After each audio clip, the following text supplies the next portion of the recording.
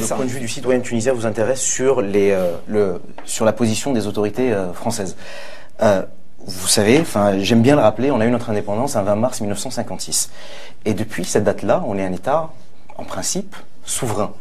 Et quand j'entends des amis français ou tunisiens me dire « mais est-ce que tu n'es pas choqué par le silence des autorités françaises ?»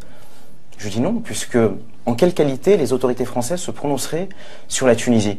Moi, j'y crois à notre révolution citoyenne, sincèrement et profondément. Au titre de la communauté internationale et au titre des conventions signées par la Tunisie. Non, il y a un aspect sur lequel, moi j'insiste, je comprends très bien que la Tunisie est souveraine et qu'elle ne demande pas, et les Tunisiens l'ont prouvé qu'ils sont très capables de faire leur propre révolution sans l'assistance de la France. Et des médias français, comme vous disiez.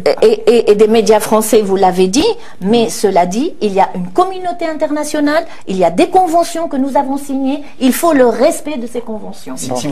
Alors, est-ce qu'on peut laisser le jeune homme finir? Oui, très bien. Si vous me permettez, moi je suis d'accord, je suis d'accord avec vous.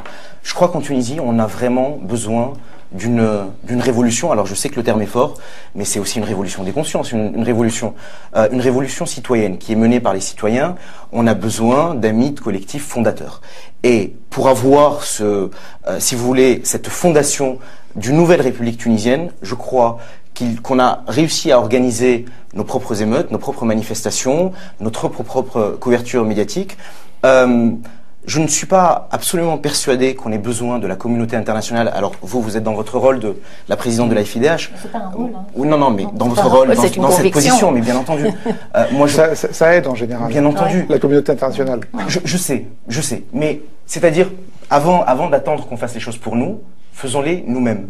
Et puis, pour vous répondre sur la question de l'armée, il y a eu un moment où beaucoup de Tunisiens ont appelé l'armée à prendre le pouvoir pour le peuple. Et si vous voulez, moi je suis totalement opposé à cette idée, parce qu'on a toujours attendu en Tunisie un homme providentiel, un nouveau prophète. Il faut bien entendu que l'armée se range du côté du peuple, comme les forces de l'ordre. Mais ça n'est pas l'armée qui doit prendre le pouvoir.